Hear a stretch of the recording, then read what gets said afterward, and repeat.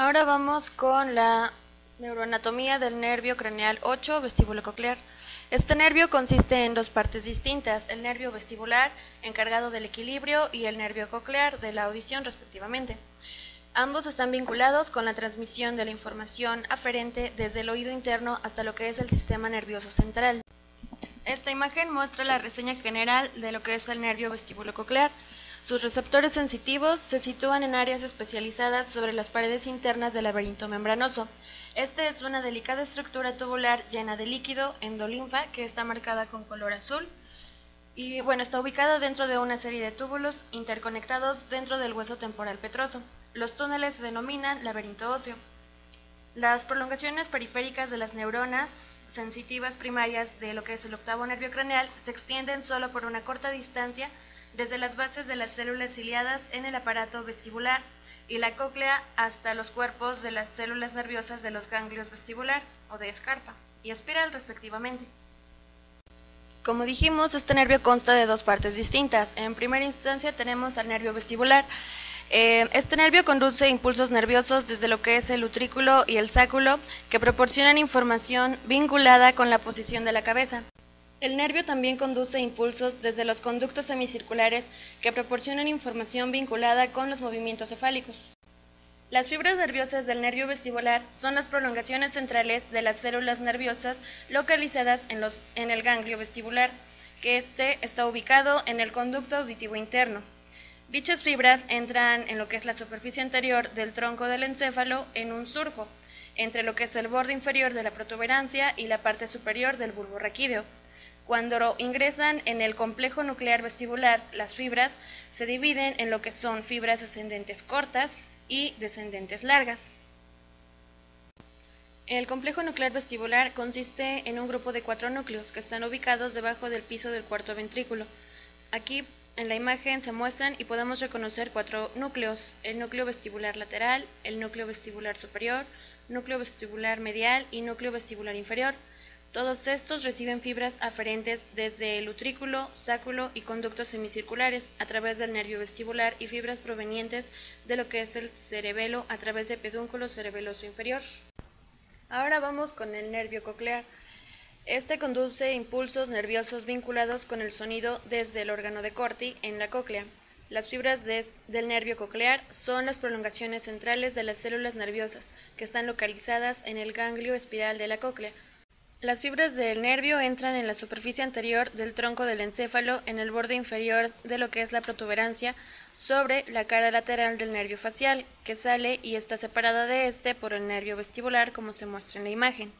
Al ingresar en la protuberancia, la fibra nerviosa se divide y un ramo entra en lo que es el núcleo coclear posterior y el otro ramo en el núcleo coclear anterior. Los núcleos cocleares anterior y posterior están ubicados sobre la superficie del pedúnculo cerebeloso inferior.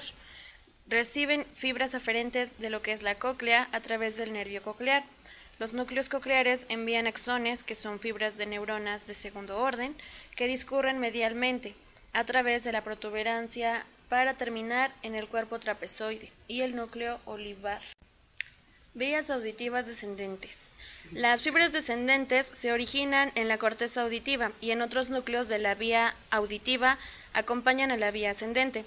Se cree que estas fibras son bilaterales y terminan en células nerviosas en diferentes niveles de la vía auditiva y en células ciliadas de órgano de Corti. Ahora vamos con el recorrido del nervio vestibulo-coclear. En la imagen se observan las porciones vestibular y coclear del nervio que abandonan la superficie anterior del encéfalo entre lo que es el borde inferior de la protuberancia y del bulbo raquídeo. Aquí discurren lateralmente en la fosa craneal posterior e ingresa hacia el conducto auditivo interno, junto con el nervio facial. Luego, estas fibras se distribuyen en las diferentes partes del oído interno. El nervio vestibulococlear inerva el utrículo y el sáculo, que son sensibles a los cambios estáticos del equilibrio. Los conductos semicirculares son sensibles a los cambios del equilibrio dinámico, y la cóclea es sensible al sonido.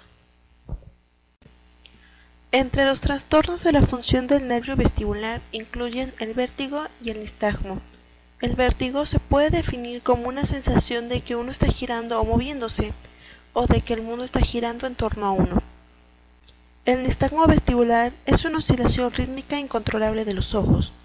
Esta forma de nistagmo es esencialmente una alteración del control reflejo de los músculos extraoculares. Las causas de vértigo incluyen las enfermedades del laberinto, de las cuales la enfermedad de Meniere es un ejemplo. También pueden ser responsables las lesiones del nervio vestibular, los núcleos vestibulares y el cerebelo. La esclerosis múltiple, los tumores y las lesiones vasculares del tronco encefálico también causan vértigo. Los trastornos de la función coclear se manifiestan como sordera y acúfenos. Los acúfenos o tinnitus son un fenómeno perceptivo que consiste en notar golpes o sonidos en el oído, que no proceden de ninguna fuente externa. Se debe evaluar la capacidad del paciente para oír una voz susurrada a un diapasón. Se evalúa cada oído por separado. La pérdida de audición puede deberse a un defecto del mecanismo de conducción auditiva en el oído medio, al daño de las células receptoras del órgano de Corti en la cóclea, una lesión del nervio coclear, una lesión de las vías auditivas centrales o de la corteza del lóbulo temporal. Las lesiones del oído interno incluyen enfermedad de Meniere, laberintitis aguda y traumatismo, luego un traumatismo de cráneo. Las lesiones del nervio coclear incluyen tumor y traumatismo. Las lesiones del sistema nervioso central incluyen tumores de mesencéfalo y esclerosis múltiple. Solo las lesiones bilaterales de los lóbulos temporales producen sordera. En la siguiente imagen se muestra una resonancia magnética del cerebro de Paul, en la cual se observa claramente la ubicación del neurinoma del acústico, el cual está presionando los nervios craneales 5 y 7. También se observan otras características principales de esta resonancia, como se muestra la cóclea, el aparato vestibular, el cerebelo, entre otras. Concordando con los exámenes clínicos que se le realizaron al paciente y con la ayuda de la resonancia magnética antes mostrada, se diagnosticó que Paul tenía un gran tumor del octavo nervio craneal derecho, el cual presionaba la protuberancia y el cerebelo. Seguiremos con una tríada de preguntas acerca del caso clínico. Les sugiero que le pongan pausa al video para que se puedan responder de acuerdo a sus conocimientos previos y de acuerdo a la teoría mostrada en este video. Una vez que han tratado de resolver las preguntas de acuerdo a sus conocimientos previos, les daremos la respuesta de las mismas. De acuerdo a la primera pregunta que nos dice ¿cuáles son las otras causas de pérdida de audición? Enlistaremos las siguientes causas, en la cual la primera nos dice que la pérdida de la audición puede ocurrir como resultado de una lesión o un proceso patológico, el cual puede ocurrir a lo largo del recorrido de la vía auditiva, desde el aparato auditivo hasta la corteza auditiva. La siguiente, que nos dice que la membrana timpánica, los huesecillos y la cóclea pueden dañarse, esto puede ser debido a algún traumatismo o infección de los mismos. La interferencia con la transmisión del sonido hasta la cóclea se define como una pérdida auditiva de conducción. Otra de las posibles causas es que el órgano de Corti, el nervio auditivo o ambos pueden dañarse. Esto puede deberse por exposición a ruidos, infecciones, exposición a agentes tóxicos o tumores, como es en este caso. La interferencia en el mecanismo de transducción o la transmisión de impulsos hasta la corteza auditiva se define como una pérdida auditiva sensorial. Otra causa es el daño del mecanismo de transmisión, el mecanismo de transducción o el nervio auditivo, lo que conduce a la pérdida de audición solo del lado afectado. Las lesiones unilaterales del sistema nervioso central no suelen producir pérdida auditiva en el oído afectado. Prosiguiendo con la pregunta número 2, que nos dice, en las lesiones del nervio craneal número 8, ¿puede haber deterioro de la función vestibular sin pérdida auditiva o viceversa? Bueno, si bien lo denominamos el nervio vestibulococlear, el nervio es en realidad dos nervios distintos, vestibular y coclear, que viajan juntos. De esta manera es posible que solo uno de sus componentes resulte afectado por un proceso patológico, pero a causa de la íntima proximidad durante su recorrido periférico a través del conducto auditivo interno y en el ángulo frontocerebeloso, ambos suelen comprometerse de manera simultánea. En el caso de Paul, el tumor comenzó en el nervio auditivo, pero este se expandió para afectar así la porción vestibular y finalmente comprimió el cerebelo.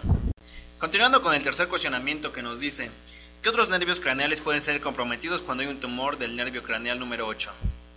En los casos típicos, tumores como los neurinomas y los meningiomas comprimen el nervio craneal número 8, como bien lo saben, en el ángulo frontocerebeloso.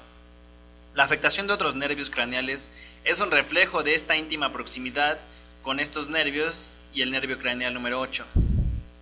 En el caso del nervio craneal facial, es comprometido más a menudo porque atraviesa el conducto auditivo interno y el ángulo frontocerebeloso junto al nervio craneal. El daño que le va a producir al nervio craneal número 7 va a conducir a una parálisis facial homolateral.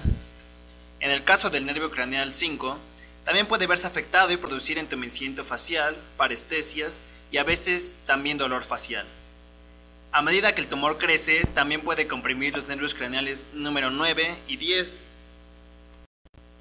Como es presentado en el caso clínico, además de los nervios craneales periféricos, un tumor del ángulo frontocerebeloso en la expansión puede comprimir el tronco encefálico e interferir con la transmisión de señales, que pueden ser sensitivas y motoras entre el cerebro y la médula espinal. La resonancia magnética de Paul muestra una compresión importante del tronco encefálico y del cerebelo. La siguiente imagen que aquí se muestra se trata de un corte sagital a través del foramen yugular. Se puede ver claramente el tumor agrandado, que es el neurinoma del acústico en color morado o violeta. También se muestra que está en el ángulo pontocerebeloso, así como comprime los nervios craneales 5 y 7 y las divisiones vestibular y coclear del nervio craneal número 8, las cuales están ilustradas en color verde y señaladas con las dos líneas. Si este tumor crece, podría comprimir a los nervios craneales número 9 y al 10 que están en su proximidad hacia abajo.